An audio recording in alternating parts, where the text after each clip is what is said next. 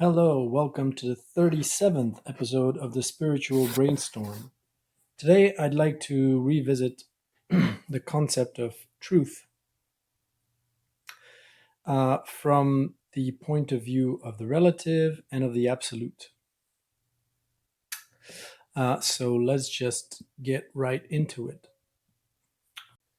So, before we start, I'd like just to remind you that my very first YouTube live is going to be on Monday, this Monday, Monday 13th at 2:40 p.m. CET, or that's 40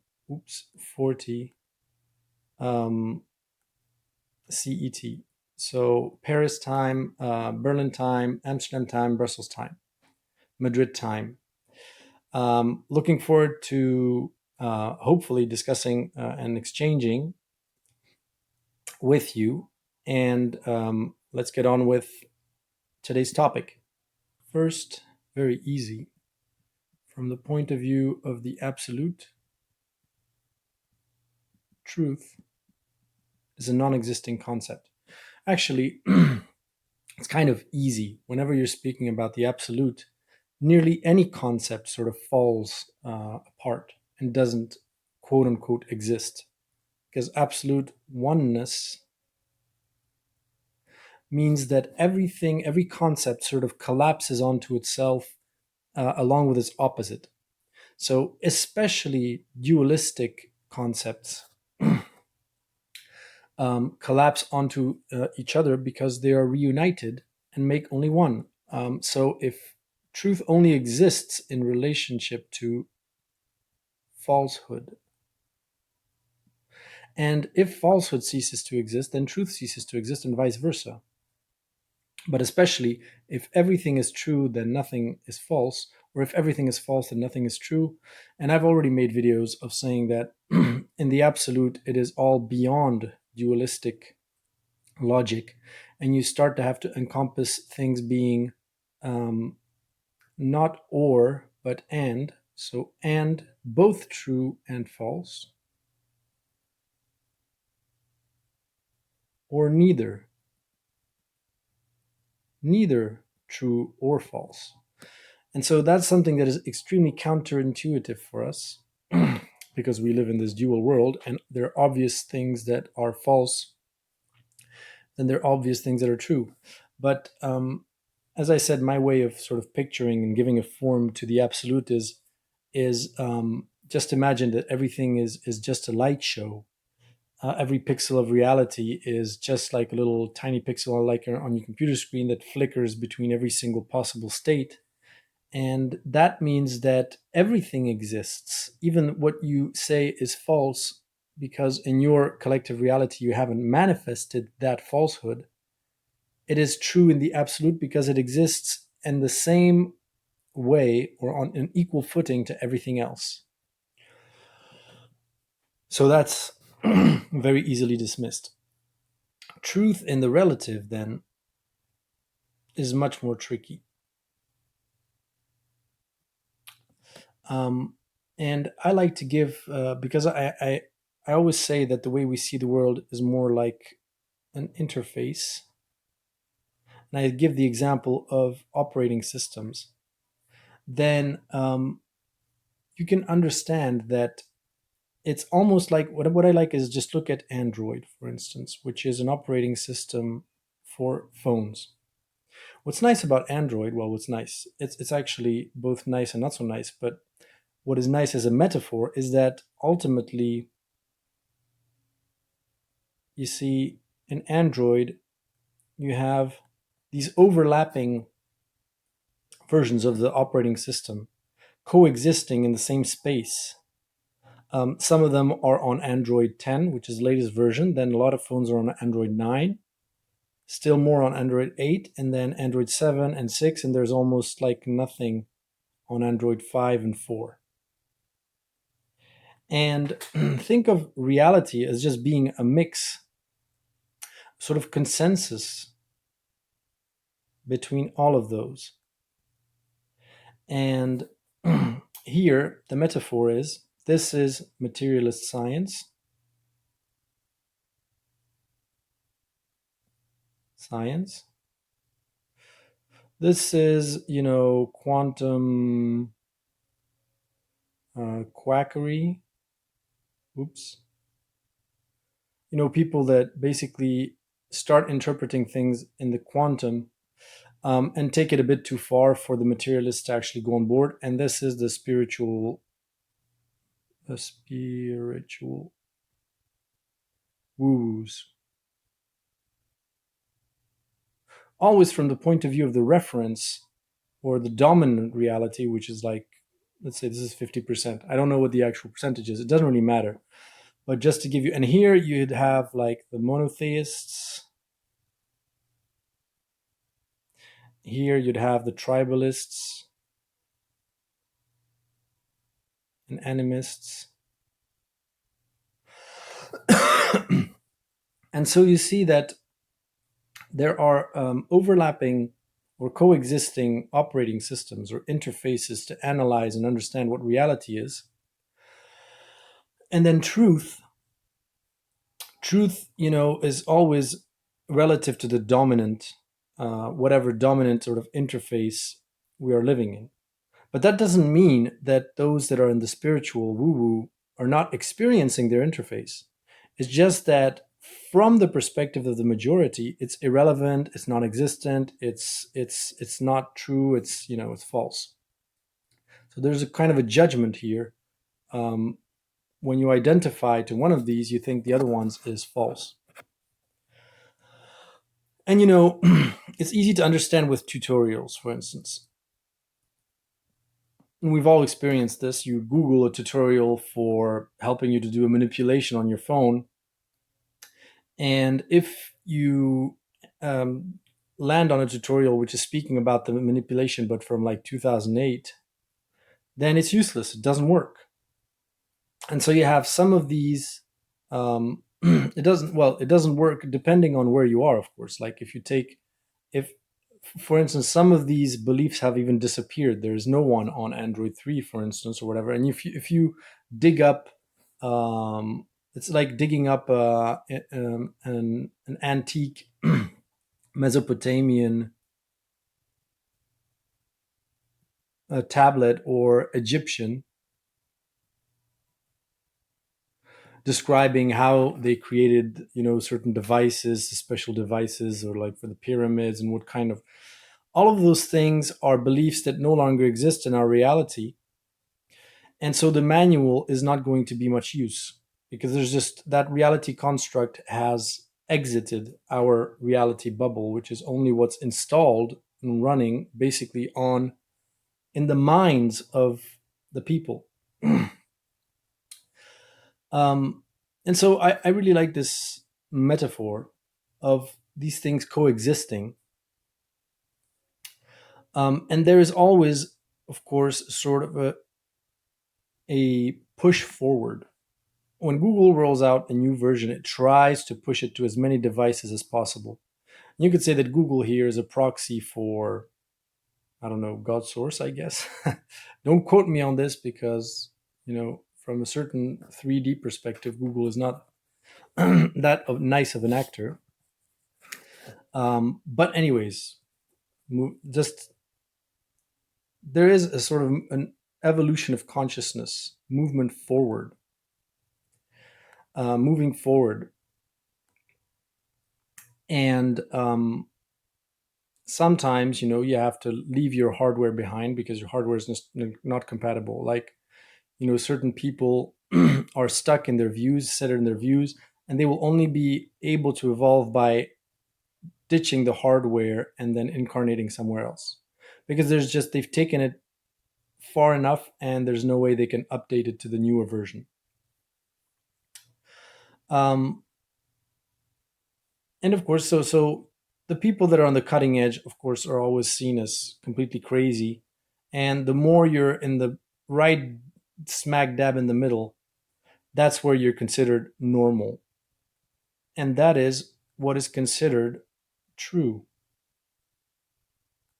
from the collective perspective, collectively agreed perspective. And then when you as you edge forward, there's like different shades of truth until it becomes false here completely. Like there's like elements of truth, but it's to be proven. It's like, yeah, it's not so sure yet. And then there's shades here from true, like used to be true and not completely false. Like, for instance, Newtonian physics. Yeah, we've moved on to that. Now we're in relativity. But okay, it still kind of works, it's okay. And then, but antiquated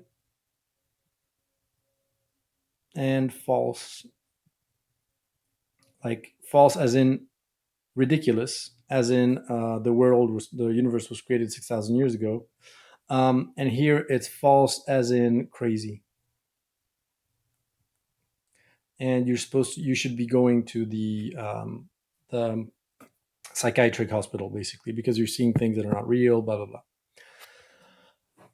So now the way that I'm trying to access truth, quote unquote, is again personal, back to the individual. What I'm doing is I'm connecting to infinity and eternity. These are two nice concepts to just completely open up your mind, like really, really no limits. And then I put the intention of getting from that whatever truth slightly expands my consciousness bubble, just slightly, just a little bit, just grows it just a little bit forward. And if you do that enough, then your truth grows and grows. But understand that if you're fighting against, if your intention is, I think that what I'm thinking is false, and I want to acquire the truth, then it's unlikely that you're going to evolve a lot or be able to advance a lot, because truth is integrative. If you want to move from the relative to the absolute gradually, then the relative is about integration, progressive integration of more and more truths to join either the neither true nor false, or and true and false, or something that is beyond the relative. But I like this principle of saying that everything is true in the absolute. That doesn't mean that it's manifested or available to us in the relative. And what's nice is to sort of align with this natural process of evolution, of moving forward. And some people, they like teleport and download version 23 here of Android, and they're seen as completely crazy and losing foot because their hardware, which is still here, for instance, let's say this is just not configured to running or not prepared to run that version, and they go crazy. They completely lose foot. Either they could die, or they just go into a psychiatric hospital and they start saying that they're living multiple lives at the same time and that they're shifting dimensions every second and all these things, just because they're not prepared as far as the hardware.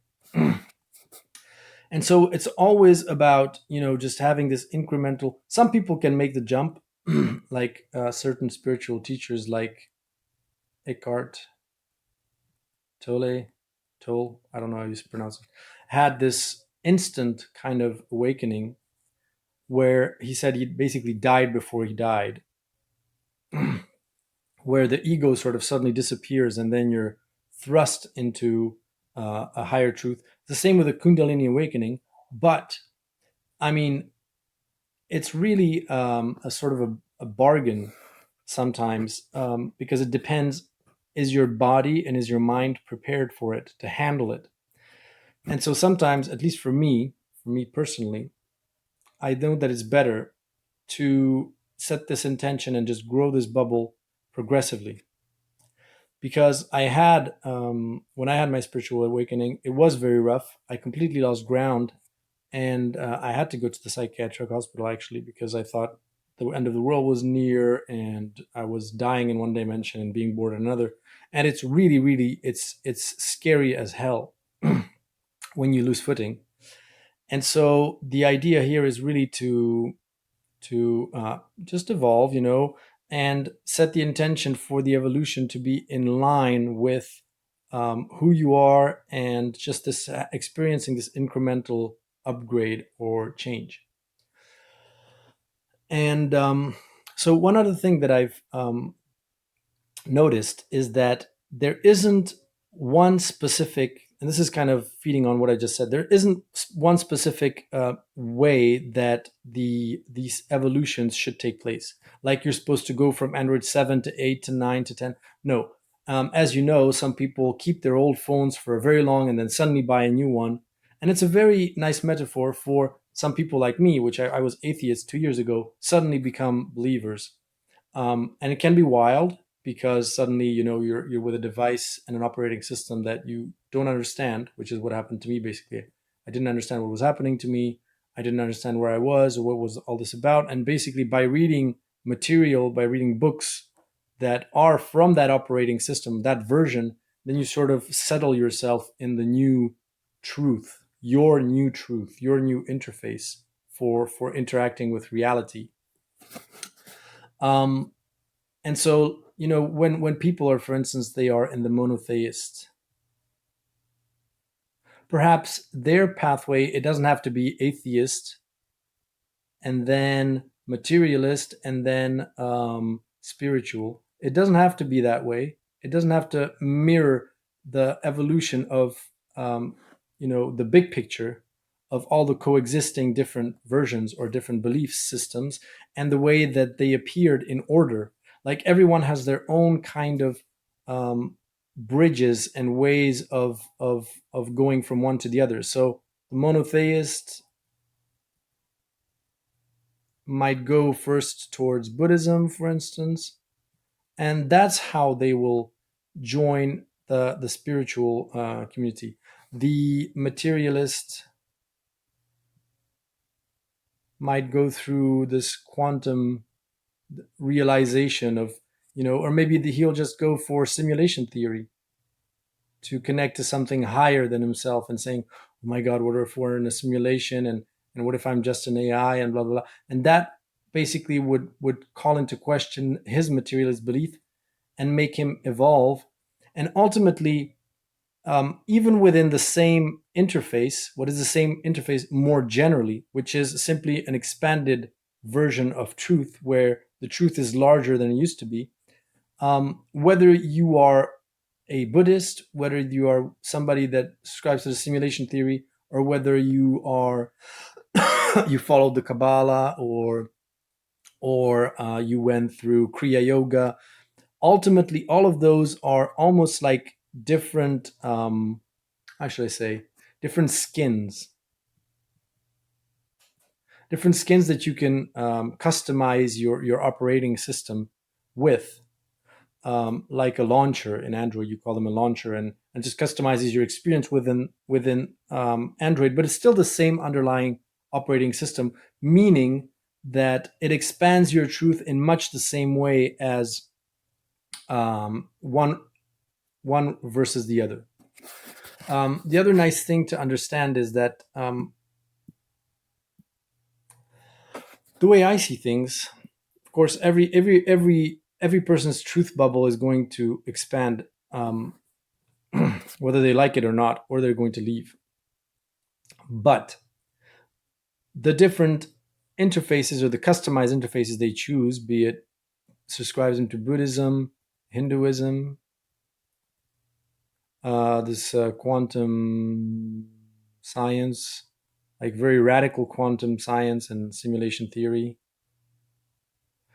or whether it is spirituality, which is much more open, non duality, all of those which are basically more versions of a bigger expanded truths from certain perspectives, like quantum simulation is an expanded version of materialism, which in the end, um, you know, allows you to, how should I say, tolerate a larger truth and a larger reality and account for things existing in your reality, but still keeping a certain underlying, um, how should I say, like experience or way of experiencing and explaining things. So if we're in a simulation, then of course ghosts can exist, and they're going to say they exist because they can be generated by an AI that's running the show. And then the spirituality people will say, of course, ghosts exists because they're souls, and blah blah blah. But ultimately, it's just a different interface for allowing the same kind of experience and interaction with more of what uh, exists in infinity.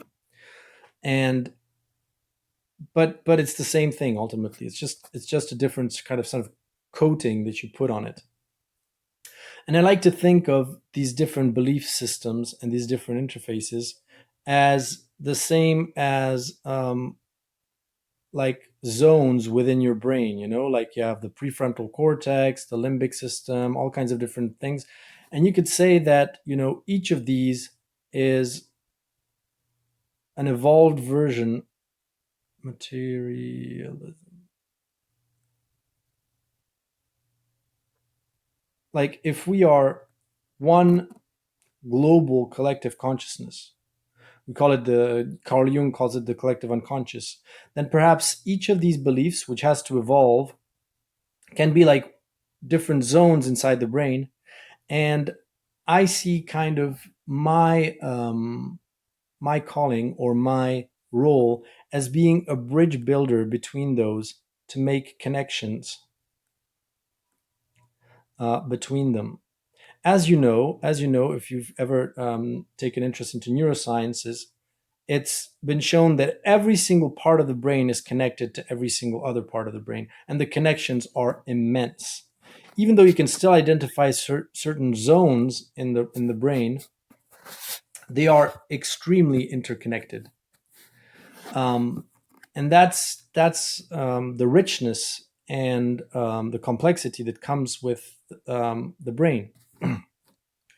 And so, what I'm trying to get at is, who are we to judge which interface or which way people decide to subscribe to? Perhaps each of these belief systems, be it a quantum version of materialism, which is much more radical, or Buddhism, or non-duality, or any kind of other spiritual vision of the world, is the same as different zones inside the brain. And who are we to say that this one should be lobotomized and not exist? I mean, I think that's pretty bad kind of position, I think.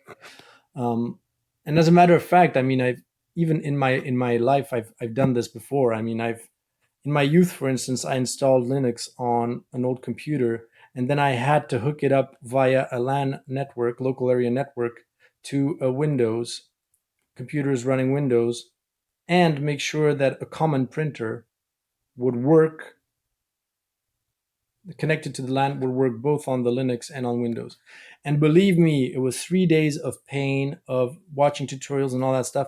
But I managed. I managed to make sure that you could access the Linux computer via through Windows, and it would appear in the local area network. So it's building these connections to say, you have the right to. I mean, your belief system has a legitimacy to exist, and you should not necessarily leave that belief system if it's something that is convenient for you. For if that belief system is something that suits you in your way of accessing reality, then you should definitely keep it, but try to expand it or allow for understanding and connections to others, and understand that you can keep your belief system, but just create certain, let's say, compatibility or openness with others. And so in our reality, in our 3D reality, it's this dichotomy between globalization, which is basically all the same. Everyone has McDonald's, everyone has Burger King, everyone has Coke. We're all the same. We consume the same stuff. We watch the same series. And nationalism, which is we close the borders and we're all different, and we don't learn other people's languages. We consume only local stuff. And there's an in between here, which has to be found, a kind of a balance where people are